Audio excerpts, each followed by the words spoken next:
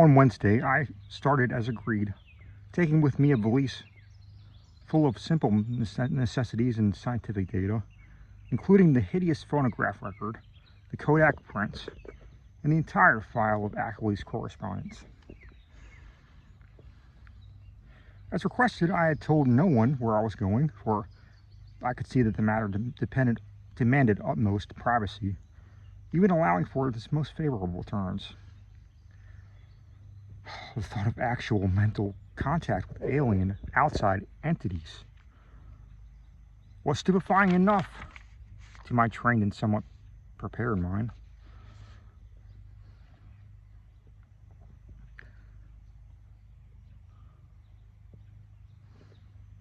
Somewhat prepared mind. And this being so, what might one think of its effect on the vast masses of uninformed laymen?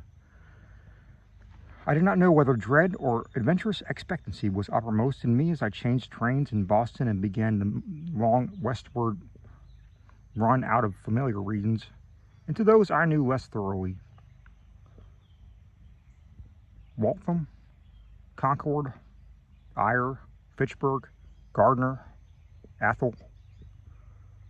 My train reached Greenfield 7 minutes late, but the northbound connecting express had been held. Transferring in haste, I felt a curious breathlessness as the cars rumbled on through the early afternoon sunlight into territories I had always read of but had never before visited. I knew I was entering an altogether older-fashioned and more primitive New England than mechanized, urbanized, coastal and southern areas where all my life had been spent. An unspoiled, ancestral New England without the foreigners and factory smoke, billboards, concrete roads of the sections which modernity has touched. There would be odd survivals of that continuous native life whose deep roots make it the one authentic outgrowth of the landscape. The continuous native life which keeps alive strange, ancient memories and fertilizes the soil with foreshadowy, marvelous, and seldom mentioned beliefs. Now and then I saw the blue Connecticut River gleaming in the sun. After leaving Northfield, we crossed it. Ahead loomed green and cryptical hills.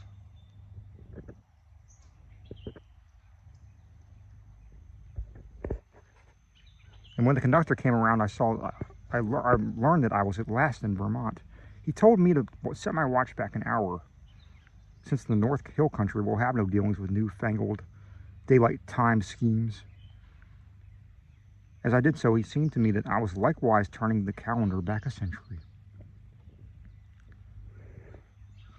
The train kept up close to the river, and across New Hampshire I could see the approaching slope of steep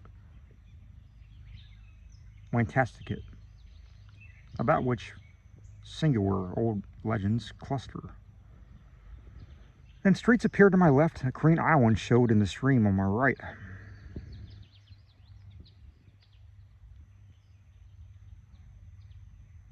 People arose to file to the door, and I followed them. The car stopped, and I alighted beneath the long train shed of the Brattleboro station. Looking over the line of waiting motors, I hesitated a moment to see which one might turn out to be the Akeley Ford, but my identity was defined before I could take the initiative. And yet it was clearly not Akeley himself who advanced to meet me with an outstretched hand and mellowly phrased query as to whether I was indeed Mr. Albert M. Wilmarth of Arkham. This man bore no resemblance to the bearded, grizzled Akeley of the snapshot, but was a younger and more urban person, fashionably dressed and wearing only a small, dark mustache. His cultivated voice held an odd and almost disturbing hint of vague familiarity. Though I could not definitely place it in my memory. As I surveyed him, I heard him explaining that he was a friend of the prospective host's who had come down from Townsend in his stead. Akeley, he declared, had suffered a sudden attack of asthmatic trouble and did not feel equal to make a trip in the outdoor air. It was not serious, however, and there was to be no change in plans regarding my visit. I could not make out just how much this Mr. Noyes, Noyes, as he announced himself, knew of Akeley's researches and discoveries, though it seemed to me that his casual manner stamped him as a comparative outsider. Remembering what a hermit Akeley had been, I was a trifle surprised at the ready availability of such a friend, but did not let my puzzlement deter me from entering the motor car to which he gestured me. It was not the small ancient car I had expected from Akeley's descriptions, but a large and immaculate specimen of recent pattern, apparently Noyes' own.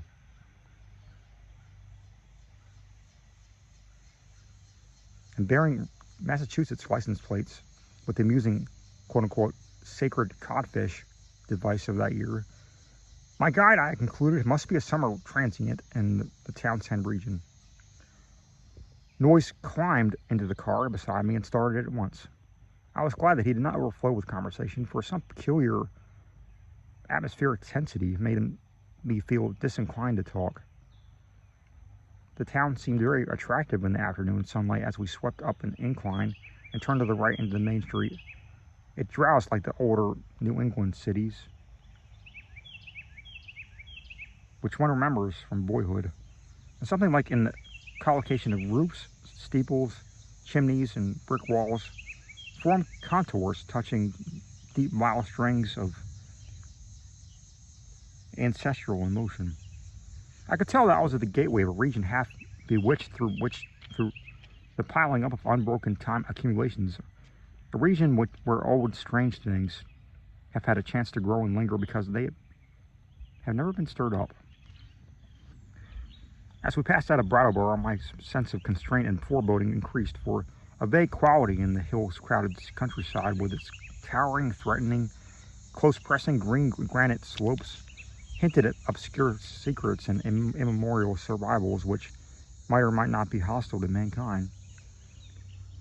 For a time our course followed a broad, shallow river which flowed down from the unknown hills in the north, and I shivered with my companion told me that it was the West River. It was this stream, I recalled from newspaper items, that one of the morbid crab-like beings had been seen floating after the floods. Gradually, the country around us grew wilder and more deserted. Archaic covered bridges lingered fearsomely out of the past in pockets of the hills, but in the half-abandoned railway track paralleling the river seemed to exhale a nebulously visible air of desolation. There were awesome sweeps of vivid valley where great cliffs rose, New England's virgin granite showing gray and austere through the verdure that scaled the crests. They were gorges where untamed streams leaped, bearing down towards the river in the unimagined secrets of 1,000 pathless peaks. Branching away now and then were the narrow, half-concealed roads that bore their way through solid, luxuriant masses of forest, among whose primal trees of whole armies of elemental spirits might well lurk. As I saw these, I thought of how Akeley had been molested by unseen agencies on his drives along this very route, and did not wonder that such things could be. The quaint, sightly village of Newfane, reached in less than an hour, was our last link with that world which man can definitely call his own by virtue of conquest and complete occupancy. After that, we cast off at all allegiance to immediate, tangible, and time-touched things, and entered a fantastic world of hushed unreality in which the narrow, ribbon-like rose and fell, and curved with an almost sentient and purposeful caprice amidst the tenantless green peaks and half-deserted valleys.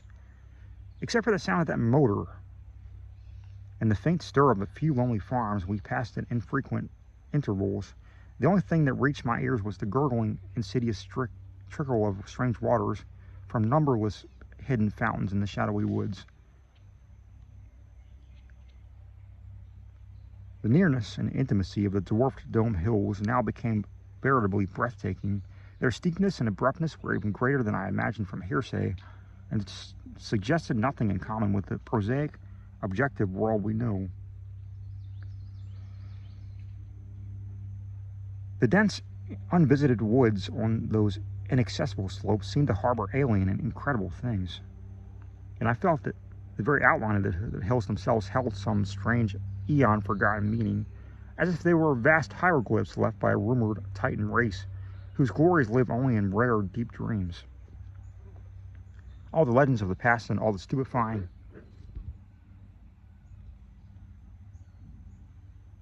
imputations of Henry Akeley's letters and exhibits welled up in my memory to heighten the atmosphere of tension and growing menace. The purpose of my visit and the frightful abnormalities it postulated struck me all at once with a chill sensation that nearly overbalanced my ardor for strange delvings. My guide must have noticed my disturbed attitude, for as the road grew wilder and more irregular, and our motion more slower and more jolting, his occasional pleasant comments expanded into a steadier flow of discourse. He spoke of the beauty and the weirdness of the country, and revealed some acquaintance with his folklore studies of my prospect host. From his polite questions, it was obvious that he knew I had come for a scientific purpose, and that I was bringing data of some importance, but he gave no sign of appreciating the depth of awesomeness and the knowledge which Akeley had finally reached. His manner was so cheerful, normal, and urbane that his remarks ought to have calmed and reassured me, but oddly enough, I felt only the more disturbed as we bunked and veered onward in that unknown wilderness of hills and woods.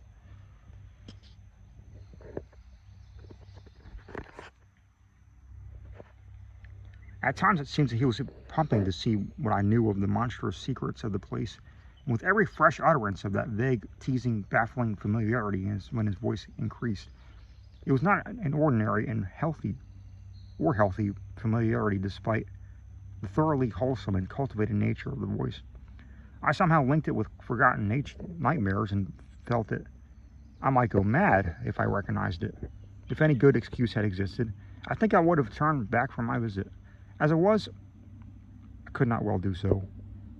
And it occurred to me that a cool scientific conversation with Akeley himself after my arrival would help greatly to pull me together. Besides, there was a strangely calming element of cosmic beauty in the hypnotic landscape through which we climbed and plunged fantastically. Time had lost himself in the labyrinths behind, and around us stretched only the flowering waves of fairy and the recaptured loveliness of vanishing centuries. The hoary groves, the untamed pastures, edged with gay autumnal blossoms, and at vast intervals, the small brown farmsteads nestling amidst huge trees beneath vertical precipices of fragrant briar and meadow grass. Even the sunlight assumed a supernal glamour, as if some special atmosphere or exhalation mantled the whole region. I had seen nothing like it before, save the magic vistas that sometimes form the backgrounds of Italian primitives. Sodoma and Leonardo conceived such expanses, but only in the distance and through the vaultings of Renaissance arcades. We were now burrowing bodily through the midst of the picture, and I seemed to find in its necromancy a thing I had innately known or inherited, and for which I had always been vainly searching. Suddenly, around an obtuse angle at the top of a sharp ascent, the car came to a standstill. On my left, across a well-kept lawn which stretched to the road, flaunted a border of whitewashed stones, rose a white 2.5-story house of unusual size and elegant for the region, with a congeries of contiguous or arcade-linked barns, sheds windmill behind to the right.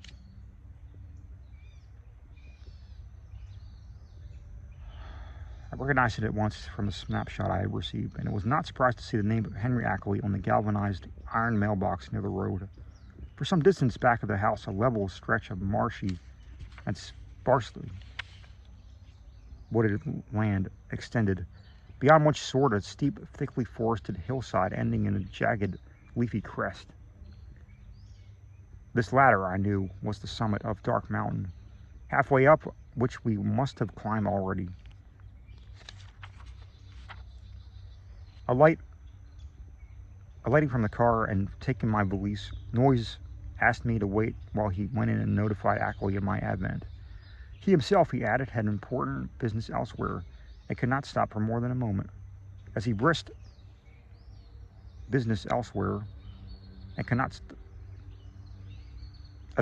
walked up the path to the house, I climbed out of the car myself, wishing to stretch my legs a little before settling down to a sedentary conversation.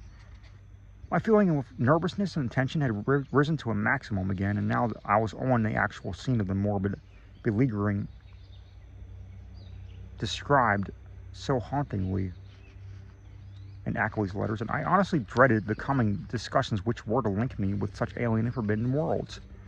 Close contact with the utterly bizarre is often more terrifying than inspiring, and did not cheer me to think that this very bit of dusty road was the place where those monstrous tracks in that footed green ichor had been found after moonless nights of fear and death. Idly, I noticed that none of Akeley's dogs seemed to be about. Had he sold them all as soon as the outer ones made peace with him? Try as I might, I could not have the same confidence in the depth of sincerity of that peace which appeared in Akeley's final and queerly different letter. After all, he was a man of such much simplicity and with little worldly experience. Was there not perhaps some deeper and sinister undercurrent beneath the surface of the new alliance?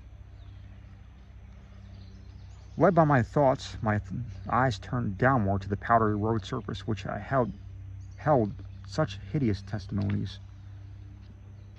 The last few days had been dry, and tracks of all sorts cluttered the rutted, irregular highway, despite the unfrequented nature of the district. With a vague curiosity, I began to trace the outline of some of the heterogeneous impressions, trying meanwhile to curb the flights of macabre fancy which the place in its memories suggested. There was something menacing and uncomfortable in the funereal stillness, in the muffled, subtle trickle of distant brooks, and in the crowded green peaks of black-wooded precipices that choked the narrow horizon. And then an image shot into my consciousness which made those vague menaces and flights of fancy seem mild and insignificant indeed. I've said that I was scanning the miscellaneous prints in the road for a kind of idle curiosity, but all at once that curiosity was shockingly snuffed out by a sudden and paralyzing gust of active terror. For though the dust tracks were in general confused and overlapping, and unlikely to arrest any casual gaze, my restless vision had caught certain details near the spot where the path to the house joined the highway, and had recognized, beyond doubt or hope, the frightful significance of those details. It was not for nothing, alas, that I had pored for hours over the Kodak views of the outer one's claw prints which Akeley had sent. Too well did I know the marks of those loathsome nippers, and that hint of ambiguous direction which stamped the horrors as no creatures of this planet. No chance had been left me for merciful mistake. Here indeed, in the objective form before my own eyes, and surely made not many hours ago, were at least 3 marks which stood out blasphemously among the surprising plethora of blurred footprints leading to and from the Akeley farmhouse. They were the hellish tracks of the living fungi from Yuggoth, I pulled myself together in time to stifle a scream. After all, what more was there than I might have expected, assuming that I had really believed Akeley's letters? He had spoken of making peace with those things. Why then was it strange that some of them had visited his house? But the terror was stronger than the reassurance. Could any man be expected to look unmoved for the first time upon the claw marks of animate beings from the outer depths of space? Just then I saw Noise emerge from the door and approach with a brisk step. I must, I reflected, keep a command of myself, for the chances were this genial friend knew nothing of Akeley's profoundest and most stupendous probings into the forbidden. Akeley, Noise hastened to inform me, was glad and ready to see me, although his sudden attack of asthma would prevent him from being a very competent host for a day or two. These spells hit him hard when they came, and they were always accompanied by deliberating fever and general weakness. He never wasn't good for much while they lasted. Had talk in a whisper, and was very clumsy and feeble when getting about. His feet and ankles swelled too, so that he had to bandage them like a gouty old beef-eater. Today he was in rather bad shape, so that I would have to attend very largely to my own needs, but he was nonetheless eager for conversation. I would find him in the study at the left of the front hall, where the room where the blinders were shut. He had to keep the sunlight out when he was ill, for his eyes were very sensitive. As Noise bade me adieu and rode off northward in his car, I began to walk slowly toward the house. The door had been left open ajar for me, but before approaching and entering, I cast a searching glance around the whole place, trying to decide what had struck me so intangibly queer about it. Barns and sheds looked trimly prosaic enough, and I noticed Akeley's battered Ford and his capricious, unguarded shelter. Then the secret of the queerness reached me. It was the total silence. Ordinarily, a farm is at least moderately murmurous with its various kinds of livestock, but here all signs of life were missing. What of the hens and the hogs? The cows, of which Akeley had said he possessed several, might conceivably be out to pasture, and the dogs might possibly have been sold, but the absence of any trace of cackling or grunting was truly singular. I did not pause long enough on the path, but resolutely entered the open house door and closed it behind me. It had cost me a distinct psychological effort to do so, and now that I was shut inside, I had a momentary longing for retreat. Not that the place was in the least sinister in visual suggestion. On the contrary, I thought the graceful late colonial hallway was very tasteful and wholesome, and admired the evident breeding of the man who had furnished it. What made me wish to flee was something that very attenuated and indefinable. Perhaps it was a certain odd odor which I had first thought I noticed, though I well knew how common musty odors are, even in the best of ancient farmhouses.